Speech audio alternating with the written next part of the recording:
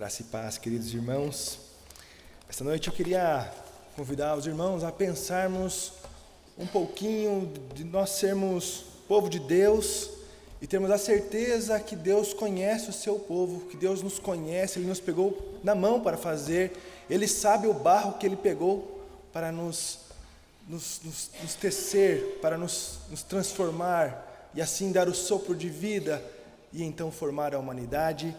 Nós somos lembrados a olhar para a história do povo de Deus, também para a história da humanidade e perceber o quanto é fácil enquanto está tudo bem. E quanto é buscado um pouco mais do Senhor nas épocas difíceis. Passamos por uma pandemia terrível e volta e meia passamos por tempos muito difíceis e aí então nós vemos e podemos perceber as pessoas correndo um pouco mais para Deus, mas então chega um tempo mais abastado, chega um tempo onde tudo fica um pouco mais tranquilo, tudo fica bem, então a tendência é se afastar um pouquinho de Deus, é diminuir um pouquinho a intensidade e o pedido das orações, diminuir também a intensidade da gratidão do Senhor, e nada disso é novidade para Deus. Ele conhece os seus, Ele pegou na mão para fazer. E quando nós olhamos para a sua palavra, nós percebemos Deus já olhando para o que o homem está fazendo, e então Ele já sabe o próximo passo. Deus não balança no trono, diz um ditado muito antigo. Para Deus não tem novidade, porque Ele é eterno.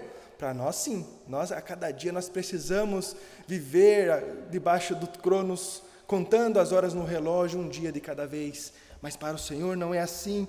E eu quero convidar os irmãos a pensar um pouco disso, a pensar e reconhecer o quanto Deus está à nossa frente, o quanto Deus já conhece os nossos passos antes que nós demos o primeiro, lembrando da palavra, o quanto Deus já nos conhece, a saber de aquilo que nós falaremos, Ele sabe antes que toda palavra nos chegue à língua, Ele já conhece. O Senhor conhece cada um de nós. Eu convido os irmãos a abrirem as suas Bíblias junto comigo no livro de Deuteronômio, capítulo 31. Nós leremos a partir do versículo 14 até o versículo 23. Deuteronômio, capítulo 31. Nós leremos do versículo 14 até o versículo 23. Deuteronômio, capítulo 31. A partir do versículo 14.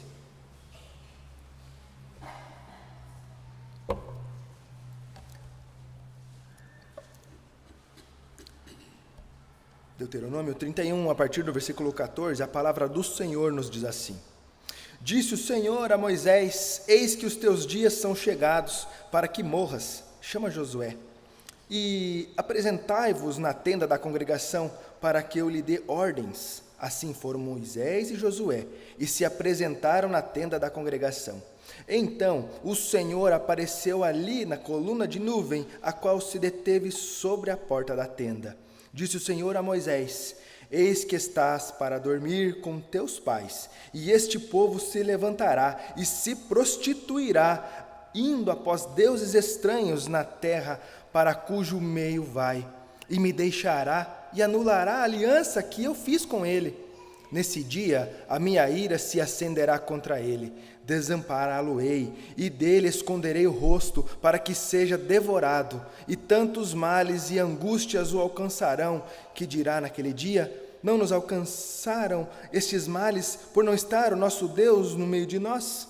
Esconderei, pois, certamente o rosto naquele dia, porque tudo o qual se tiverem feito, por haverem tornado a outros deuses. Escrevei para vós outros esse cântico e ensinai aos filhos de Israel, ponde-o na sua boca, para que este cântico me seja por testemunha contra os filhos de Israel. Quando eu tiver introduzido o meu povo na terra que mana leite e mel, a qual, sob juramento, prometi a seus pais, e tendo ele comido, e fartado, e engordado, e houver tornado a outros deuses, e o houver servido, e me irritado, e anulado a minha aliança, e quando o tiverem alcançado muitos males e angústias, então este cântico responderá contra ele por testemunha, pois a sua descendência sempre o trará na boca, porquanto conheço os desígnios que hoje estão formulando, antes que o introduza na terra que sob juramento prometi. Assim, Moisés, naquele mesmo dia, escreveu este cântico e o ensinou aos filhos de Israel. Ordenou o Senhor a Josué, filho de Num, e disse: sê forte e corajoso, porque tu introduzirás os filhos de Israel na terra que sob juramento lhes prometi, e eu serei contigo. E eu serei contigo. Vamos orar? Santo e eterno Deus, Senhor nosso Pai, nós pedimos, ó Deus, a Tua instrução, a iluminação do Teu Espírito Santo sobre nós. Neste momento, ó Deus, que ouvimos a Sua palavra e que possamos, ó Deus, aprender um pouco mais, em nome de Jesus, ó Deus. Amém. Queridos, como eu disse, o povo, no geral, tem uma facilidade de buscar Deus em tempos difíceis e também uma facilidade em esquecer e abandonar Deus nos tempos mais fáceis. E como eu também lembrei nos irmãos logo na introdução, nada há de novidade para o nosso Deus, porque Ele o sabe todas as coisas, na sua onisciência, Deus sabe tudo o que está acontecendo. E neste momento da história, nós vamos perceber o povo que saiu do Egito, atravessou 40 anos no deserto, estava prestes para entrar na terra prometida, aquele povo que viu grandes milagres, aquele povo que viu a água sair da rocha, aquele povo que provou de um cuidado durante a noite, debaixo de uma nuvem para não serem queimados pelo sol e nem tomarem insolação, aquele povo que durante a noite tinha uma coluna de fogo para os aquecer no frio do deserto, estava caminhando para a terra prometida, então estava quase chegando, estavam a ponto de atravessar o rio e então mais alguns passos chegarem na terra prometida, e Deus então chama Moisés, que seria recolhido. Deus chama também Josué, a quem seria ali o próximo líder do povo, e Deus os avisa. Deus fala assim: faz um cântico, porque esse povo que eu trouxe lá do Egito, esse povo que eu conheço desde quando eu os fiz, eles vão me abandonar, eles vão se prostituir, eles vão se deslumbrar com a terra que eles estão entrando, eles vão se deslumbrar com a vizinhança, com a cultura local, e eles vão se desviar.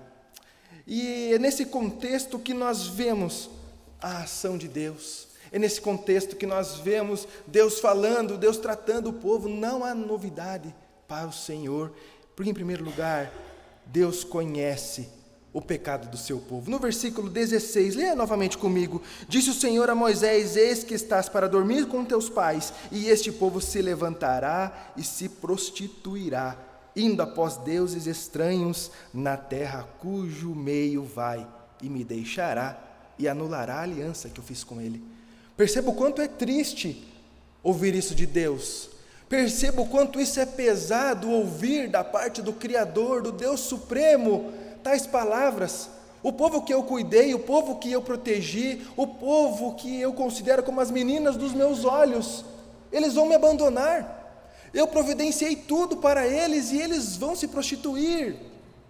Essa palavra se estende a nós, porque quantas vezes nós agimos da mesma forma que o povo. É por isso que a palavra do Senhor não esconde os erros do povo de Deus, porque o seu povo continua sendo o mesmo. Deus conhece a cada um de nós, conhece o nosso pecado. Uma das características do mundo em que nós vivemos, e a cultura está bem forte nisso, é relativizar o pecado. Não é pecado. Se te faz bem, não é pecado. Seja feliz. Ser feliz é o que importa. Não importa o que está escrito na palavra. Não importa a verdade soberana. Vai no politicamente correto. Não, nem todo mundo é mau. Olha só, alguma coisa de bom faz. Olha o que faz de bom. Não fique criticando. E a palavra do Senhor é dura. O Senhor não negocia valores supremos. O Senhor não negocia o pecado. E Ele não esconde a sua ira, apesar de amar esse povo, apesar de providenciar uma forma para que esse povo se voltasse a Ele. A ira do Senhor estava acesa ali. Deus conhece o seu povo. Deus conhece a cada um de nós. Nós somos convidados a prestar atenção na história, olharmos para o que está acontecendo. E se você perceber na história secular mesmo, nós vamos perceber a humanidade, momentos puritanos, momentos totalmente depravados. Momentos imersos na cultura, imersos naquilo que é longe da palavra de Deus, e momentos onde o povo se volta para o Senhor. E a todo tempo a palavra do Senhor é a mesma. A todo tempo a palavra do Senhor é um convite à santidade, é um convite, uma nova forma de vida. mas o pecado que habita em nós, ele nos atrapalha. O pecado que habita em nós, ele vai sempre nos mover para o lado mais fácil.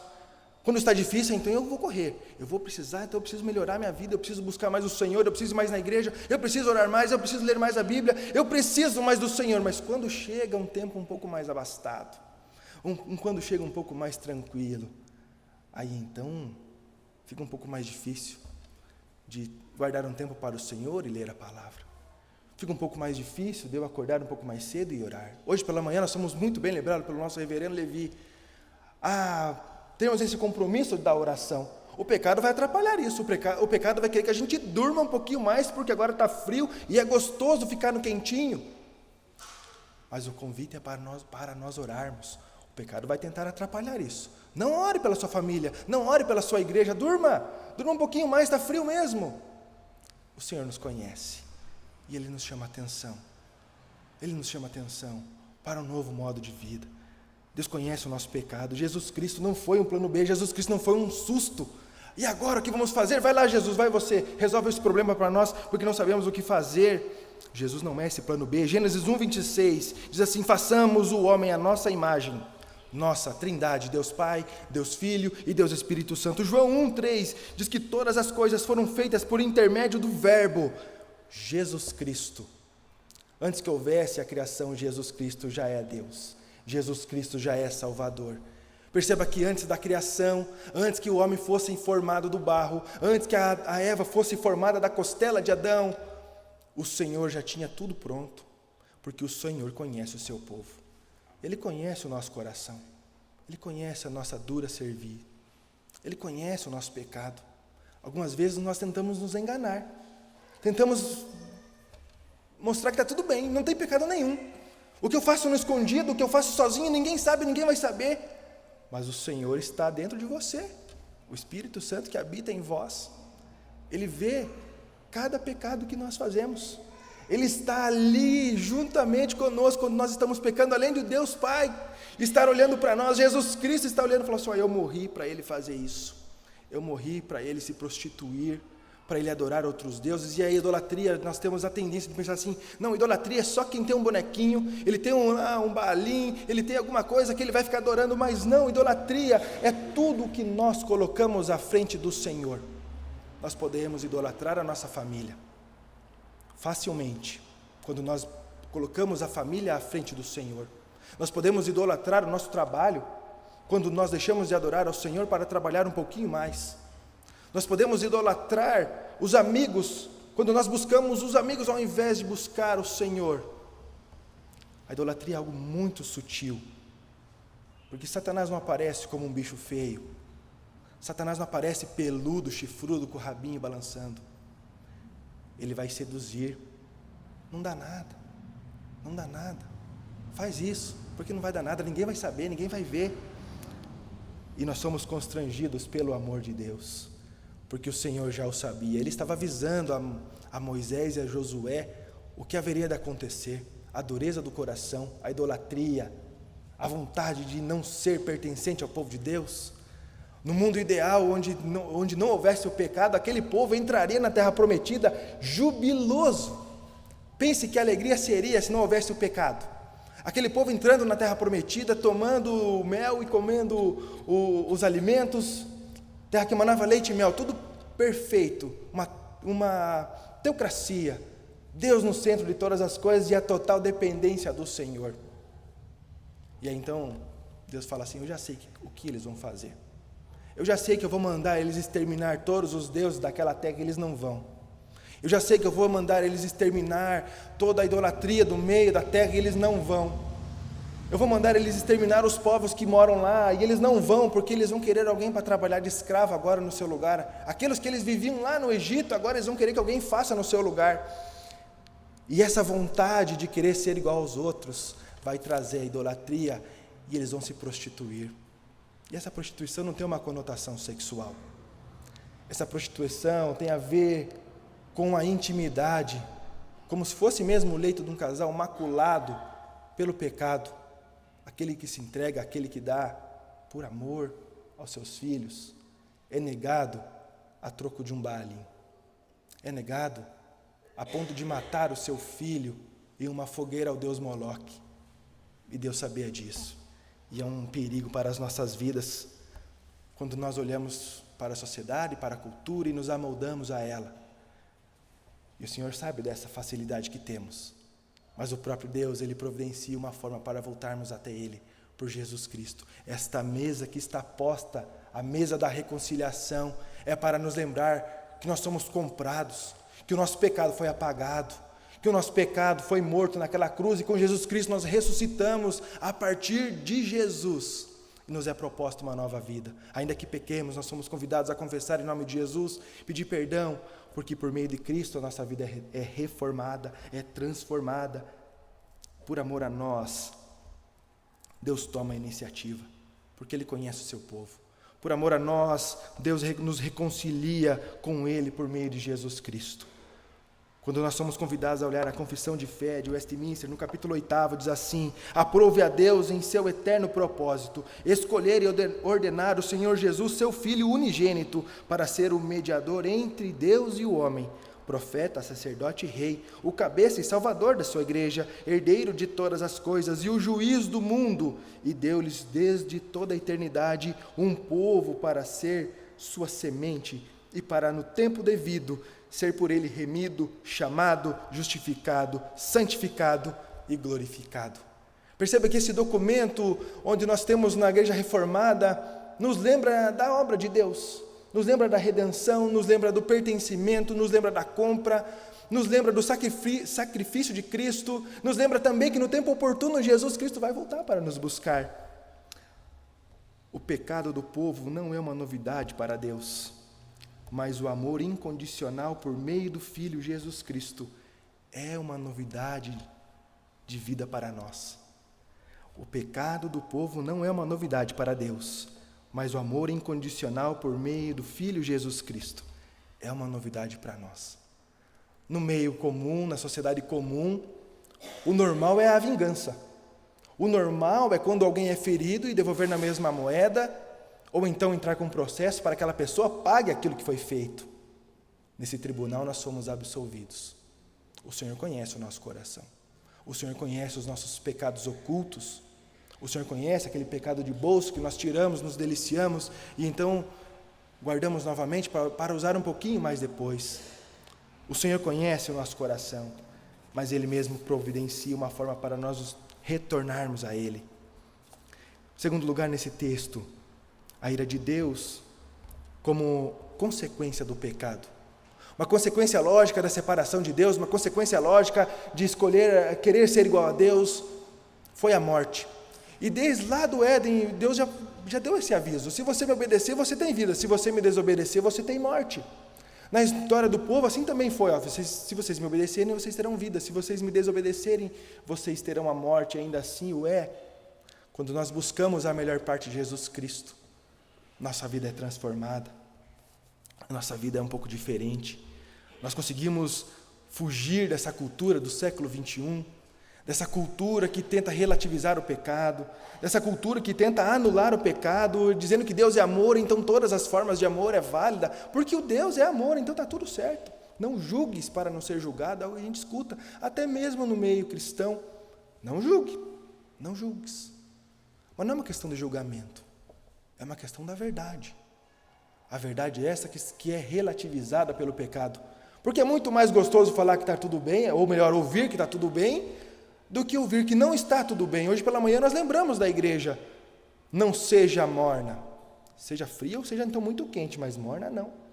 Mas a cultura vai falar assim: está tudo bem, não muda nada, continua assim, continua como está, não pede perdão não. Não tem do que pedir perdão, não é pecado, se faz bem, não é, está tudo certo. E a ira do Senhor é apresentada. A partir do versículo 17 diz assim: nesse dia a minha ira se acenderá contra ele, desampará-lo-ei e dele esconderei o rosto. Gente, que notícia mais triste. Ouvir que Deus vai desamparar, ouvir que Deus vai virar o rosto, é algo que nós deveríamos ficar preocupados.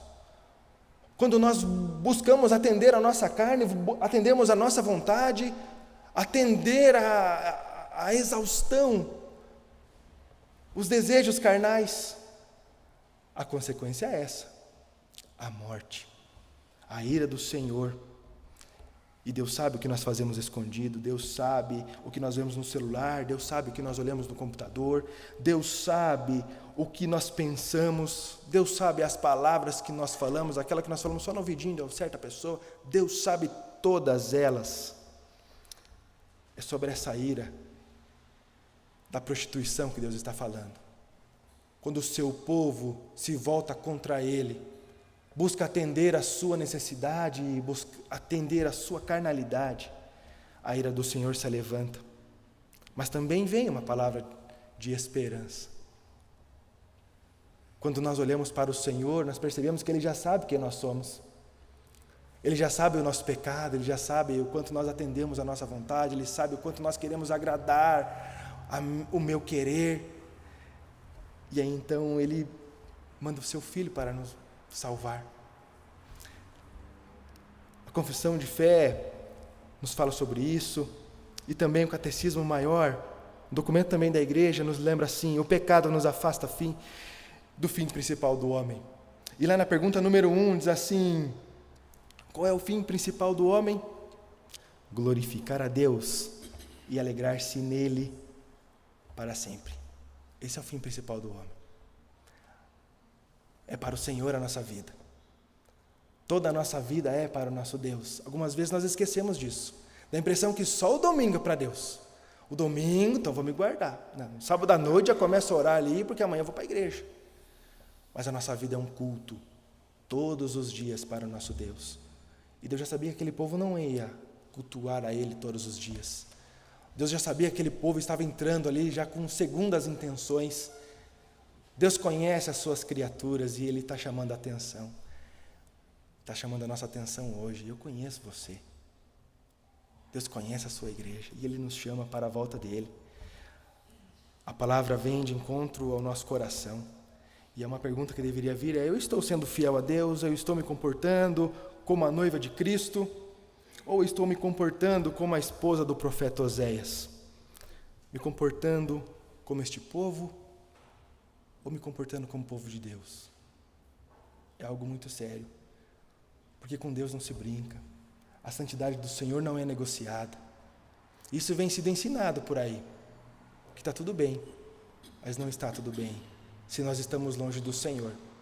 Não está tudo bem se nós não estamos vivendo uma vida para a glória de Deus. Se o Senhor não é o centro das nossas vidas, se o Senhor não é o centro do meu querer, alguma coisa vai estar errada.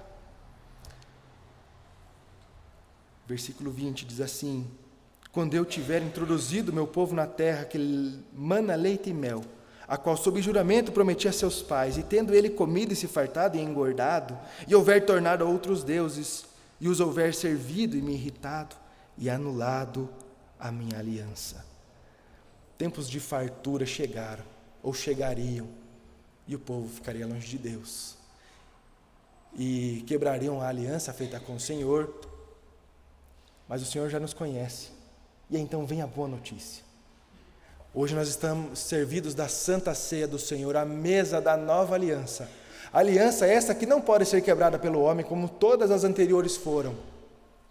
Porque é o próprio Deus quem toma a iniciativa, é o próprio Deus quem toma e dá o primeiro passo, é o próprio Deus quem envia o seu Filho, é o próprio Deus que faz o sacrifício santo, Jesus Cristo, o Cordeiro de Deus que tira o pecado do mundo.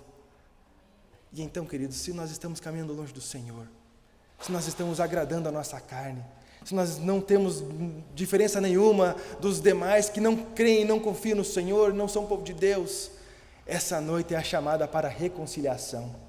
Hoje nós somos chamados para tomarmos do pão e do cálice da nova aliança, feita em Jesus Cristo, aliança essa que não pode ser quebrada. O velho homem tende para o pecado e fazer as suas vontades. Mas o nascido de novo, a partir de Jesus Cristo, todo aquele que crê em Jesus Cristo como Senhor e Salvador, é convidado para esta mesa, a mesa da reconciliação, a mesa que antes tinha ira, mas que agora tem a paz com Deus, porque toda a ira do Senhor foi depositada no seu Filho, Jesus Cristo, que morreu de forma humilhante por amor a nós. pecado que ele não cometeu, culpa que era nossa. Nós somos convidados a perceber a providência do Senhor. Então, em terceiro lugar, percebamos isso, a providência divina apontando para Jesus Cristo. A partir do versículo 19 e também lá no versículo 21b, ele vai falar ali a respeito vamos ler ali, parte B, do versículo 21. Pois sua descendência, um pouquinho antes, este cântico responderá contra ele por testemunha, pois a sua descendência sempre o trará na boca, porquanto conheço os desígnios que hoje estão formulados antes que introduza na terra, sob juramento prometi. Versículo 19 também ele vai falar que ele vai colocar na sua boca aquele cântico, para que o povo lembrasse do que Deus fez. Perceba que quando Deus manda Moisés escrever um cântico, eu convido você a chegar em sua casa, ou durante a semana, você fazer um devocional no capítulo 32, onde nós temos o cântico. É praticamente um catecismo do deserto, onde o povo vai ser lembrado da obra de Deus, onde o povo vai ser lembrado do que Deus fez, e também onde o povo vai ser cobrado, como já sabedores que vão entrar na terra e vão se prostituir mesmo, e vão caminhar longe do Senhor, e que a fartura daquela terra vai fazer com que eles se esqueçam que o Deus vivo os tirou da escravidão, do pecado, e trouxesse para uma terra nova, terra prometida, que mana leite e mel, onde tem a provisão do Senhor. Eu acho maravilhoso quando nós olhamos as nossas crianças cantando. Perceba como, de uma forma muito sutil, de uma forma pura, elas cantam verdades do Senhor. Hoje pela manhã elas cantaram aquela música do escravo fui, do Egito fui escravo. Eu tenho certeza que os irmãos que têm 50 anos para mais, né, já vão dar esse testemunho, como nós ouvimos aí há alguns dias, quando as crianças começaram a cantar esta música, que com este cântico muitos se converteram, ainda criança, porque começaram a entender a obra do Senhor. Hoje pela manhã elas cantaram esta música, que canta sobre a liberdade. Nós, alguns domingos atrás, vemos as crianças cantando que os olhos do Senhor estão em todo lugar. Nós vemos as nossas crianças cantando, cuidado olhinho com o que vê, cuidado mãozinha com o que toca. Perceba a didática do Senhor. Não é diferente do que nós vivemos hoje, na didática secular. Se você faz um cursinho, como as fórmulas são ensinadas? Cantando. Aí na hora de fazer a prova, você vai cantandinho e vai lembrando a fórmula que você tinha. Perceba a didática do Senhor. Perceba a provisão do Senhor, para que o seu povo retorne para Ele. Perceba que Deus, Ele sabia o que estava acontecendo, mas naquele meio ainda haveria um remanescente fiel, que se manteria fiel ao Senhor, que mesmo que com guerra se levantando, mesmo que fosse dizimado o reino do norte, mesmo que o reino do sul fosse tomado pelos babilônicos e levado para fora da sua terra, ainda assim haveria ali um povo que lembraria desse cântico, que lembraria do que o Senhor fez. O Senhor sabia que aqueles que estavam entrando tinham dura serviço, mas que a descendência haveria de lembrar, cantando aquilo que o Senhor estava fazendo. Perceba como é precioso as nossas crianças cantarem, porque além delas estarem aprendendo, elas também estão nos ensinando, estão nos lembrando a obra do Senhor. Nós também já fomos escravos, nós também já merecíamos a ira do Senhor, mas o Senhor nos libertou. Jesus Cristo é a nossa Páscoa. Não estamos no mês da Páscoa, mas hoje nós estamos celebrando a Páscoa, porque nós somos muito mais privilegiados que outros povos que só celebram uma por ano. Nós celebramos uma por mês, lembrando da obra do Senhor e da provisão do Senhor. Um Deus que conhece o seu povo, mas que providencia uma maneira para que esse povo se volte para Ele. E esse catecismo do deserto foi escrito para isso. Perceba que hoje eu li um trecho do catecismo. Primeira pergunta: documento escrito para nós lembrarmos aquilo que o Senhor fez e faz, um documento histórico. Perceba que nós lemos também a Confissão de Fé de Westminster, também escrito para confessarmos a nossa fé. Mas lembre que acima de tudo isso está a palavra do Senhor, que nos lembra o que o Senhor faz, o que o Senhor fez e nos mostra o que o Senhor há de fazer.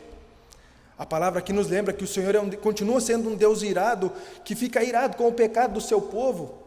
Um Deus que sabe a nossa capacidade de andarmos longe dEle, mas também um Deus misericordioso, que manda escrever um documento lá no deserto para lembrar aquilo que Ele fez. Um Deus misericordioso que no passar dos anos levantou homens inspirados e iluminados pelo Espírito Santo para escrever a sua palavra e assim chegar até nós hoje em pleno século 21. Perceba que o Senhor providencia tudo o que nós precisamos. A mesa da Santa Ceia é a provisão do Senhor. É nós lembrarmos da obra do seu Filho Jesus Cristo em favor de nós miseráveis pecadores, que muitas vezes escolhemos atender a nossa vontade, a nossa carne, ao invés de atendermos à vontade do Senhor. Jesus é a provisão de Deus para a nossa sociedade totalmente caída.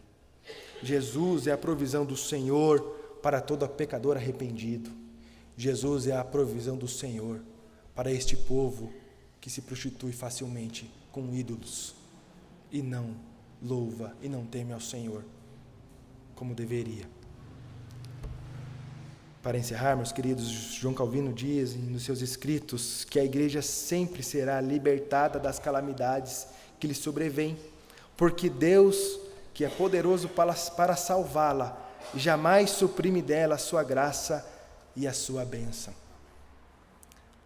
Porque a igreja é do Senhor, porque o povo é do Senhor, porque nós somos criaturas do Senhor, e ainda que propensos a agradar a nossa carne, nós somos chamados a atenção a nos arrependermos. Assim como João Batista anunciou a chegada de Jesus, arrependam-se.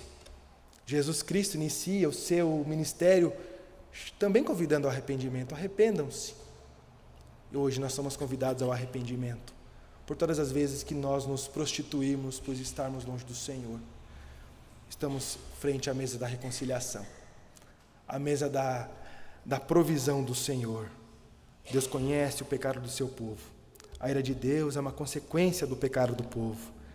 Mas nós provamos da providência divina em Jesus Cristo para o povo de Deus. E que Deus nos abençoe, que a nossa esperança e a nossa confiança possa ser no Senhor. Não em nossas forças, em nossa capacidade, porque a nossa capacidade sempre será pecado. Mas no Senhor, que no Senhor nós somos fortes. Vamos orar? Santo e eterno Deus, Senhor nosso Pai, obrigado pela sua palavra. Obrigado por essa chamada de atenção que o Senhor nos faz, esse convite ao arrependimento. Ó Deus, essa chamada para abandonar os nossos velhos pecados, os novos pecados, abandonar o velho homem, o velho Adão, ó Deus, e termos e provarmos uma vida nova a partir de Jesus, que é a provisão do Senhor para este povo pecador, que o Senhor chamou para ser seu, que o Senhor libertou da escravidão. Ó Deus, em nome de Jesus, que possamos, ó Deus, temer ao Senhor como um Deus que não negocia sua santidade, um Deus que é irado com o pecado, que é irado contra toda a prostituição, ó Deus, do seu povo. Que possamos, ó Deus, buscar uma vida reta, uma vida pura, uma vida de santidade. Que possamos, ó Deus, cantar a tua obra, buscar, ó Deus, nos documentos escritos, ó Deus, inspirados pelo Senhor, ó Deus, na sua palavra também, ó Deus, inspirada pelo teu Espírito Santo. Ó Deus, que possamos ter uma vida de oração, uma vida de busca ao Senhor, de abandono da nossa vontade, para vivermos para o Senhor. Ó Deus, nos perdoa por cada vez que nós caminhamos como um povo de dura serviço, um povo que anda longe do Senhor, que se deslumbra com a sociedade, que se deslumbra com a cultura, mas que possamos nos voltar para o Senhor como um povo santo, que adora o Senhor em espírito e em verdade. Que o nosso culto ao Senhor não seja somente aos domingos, mas que seja a partir do domingo, atravessando toda a semana, até chegarmos aqui novamente e adorarmos ao Senhor como povo de Deus, mas que lá no nosso íntimo, lá quando estamos sozinhos, a nossa vida seja de adoração ao Senhor. Ó Deus, em nome de Jesus, obrigado pela mesa da reconciliação, pela santa ceia do Senhor, pela nova aliança, o cálice no seu Filho Jesus Cristo. Em nome de Jesus nós agradecemos. Amém. Que Deus nos abençoe. Ouçamos o coral.